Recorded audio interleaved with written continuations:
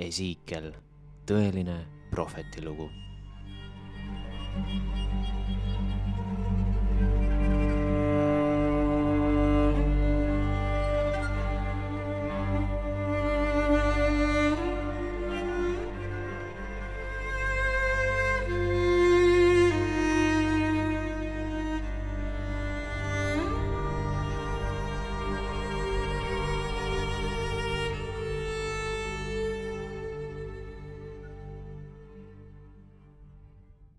Minu nimi on Ezekiel.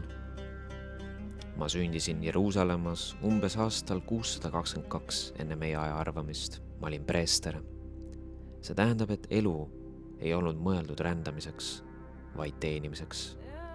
Tempel oli minu maailm. Seal oli minu keel, minu rütm, minu tulevik. Ja just seal see juhtus. Taevas ei avanenud vaikselt. See rebenes.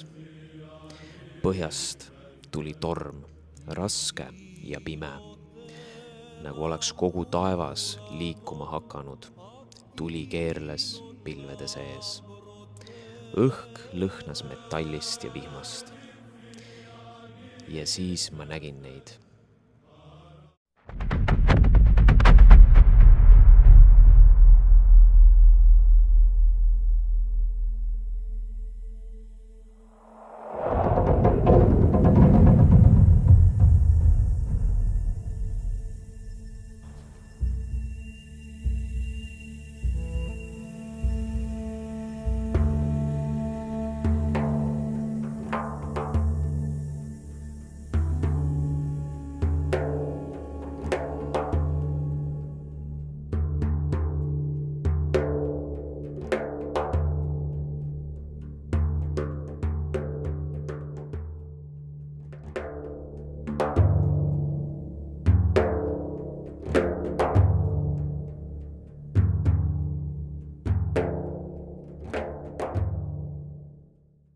Ma ei olnud valitud, sest olin tugev. Ma olin valitud, sest olin näinud. Ja kes on näinud, ei saa enam vaikida. Mind saadeti tagasi inimeste juurde. Mitte sõnumiga, mis oleks neid lohutanud, vaid sõnumiga, mis oleks neid raputanud. Siis viidi mind templisse. Mitte jalgadega, vaid vaimus. Ja seal nägin ma, mida nad olid teinud. Nad olid ehitanud pühamusse varjud. Nad olid kummardanud seda, mida keegi ei näinud. Nad olid pööranud oma näod valgusest ära. Ja siis see juhtus. See, mida keegi ei olnud arvanud võimalikuks. Ma nägin linna seestpoolt. Mitte turge, mitte tänavaid, vaid seda, mida inimesed teevad siis, kui nad arvavad, et keegi ei näe. Ma nägin seinu, mille taha oli maalitud varjud. Ma nägin ruume, kus inimesed kummardsid pilte, mida nad ei oleks kunagi päevavalguses näidanud. Ma hakkasin rääkima neile, kes tulid mind kuulama, ja ka neile, kes tulid mind pilkama, sest vahe nende vahel ei olnud nii suur, kui nad arvasid. Mõlemad tulid, ja see tähendas, et nad olid juba puudutatud. Ma rääkisin neile tulevikust.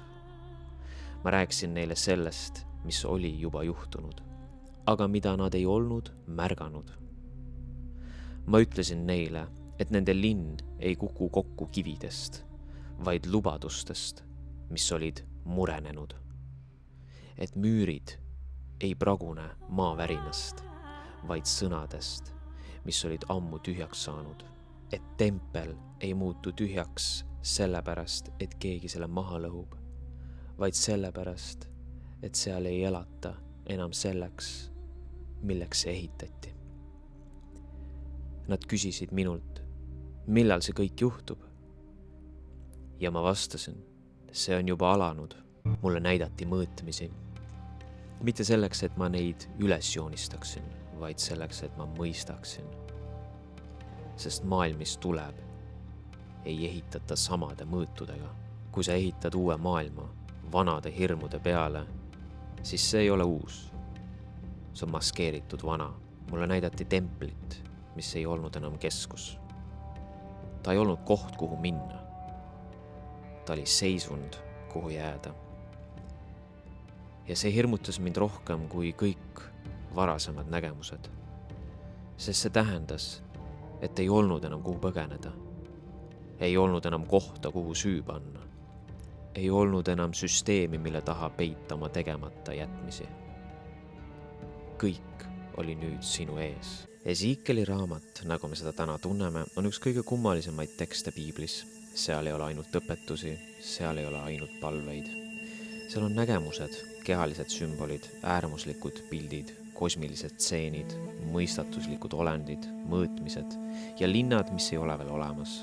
Aga kes oli Ezekiel teatud allikate põhjal tegelikult ja millist rolli ta mängis kogu inimkonna evolutsioonis? Kas ta oli üldse ise too aeg teadlik, kes ta päriselt on? Tõeline prohvet tegelikult ei tea, et ta on prohvet. See lihtsalt voolab tema veres. Ezekieli vabastamine. Rubiinordu missioon. 4 aastat tagasi, jaanuar 2022, saavutati edu tema tohutu suure solaarse teaduskeha vabastamisel, millest oli taas ühendatud oma ehtsa naiseliku vastaspoolusega, kelleks oli Hatsepsut. See lugu on vaid üks väike osa hämmastavast seiklusest maa vabastamisel inimvaenulikest sissetungijatest. Kes Ezekiel oli ja miks ta on meile praegu oluline? Ezekiel ei olnud kuningas. Ta ei olnud vallutaja. Ta ei olnud filosoof, kes kirjutas mugavast kohast. Ta oli inimene, kes eemaldati sunniviisiliselt oma kodumaalt. Ta oli inimene, kes kaotas oma maa, oma templi, oma keskme. Ja just siis, kui kõik, millele ta oli oma elu rajanud, oli kokku varisenud, hakkas ta nägema.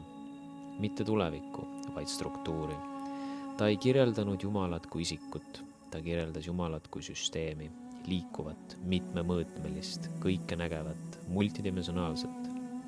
4 olendit, 4 nägu, rattad rataste sees ja silmad kõikjal. See ei olnud usundiline pilt, see oli arhitektuurne.